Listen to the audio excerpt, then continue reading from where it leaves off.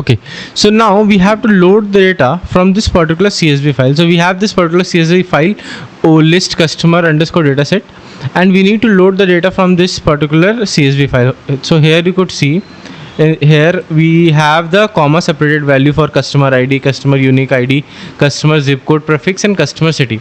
So what I have done, I have created a same table in my database, okay, with the same field names. Okay, if I press Alt F1, here you could see that I have here I have the same table, same column name, that is customer ID, unique ID, customer zip code, customer city, and customer state. Okay, now we need to use this particular bulk insert. So this particular bulk insert says that bulk insert, and this is the destination table. So we need to load the data into this particular customer table, and this is the source location. Basically here we have to give the location of that particular CSV file from which we are going to import the data. Okay, so let's prepare the query for that, and this is the bulk insert query.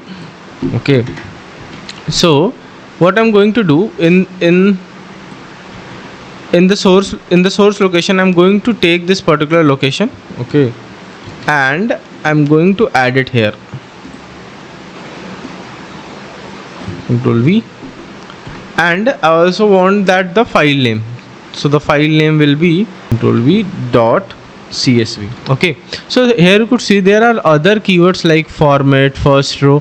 The format states that what kind of files we are using. Okay, so right now we are using the CSV file, so it specifies this is the CSV file, and the first row keyword is basically saying that in the first row the actual data starts from the second row. Okay, that is why I'm giving here given here 2. Okay, and the rows are being separated by, the fields are being separated by this particular comma value. Okay, so these are the meaning of these particular keywords.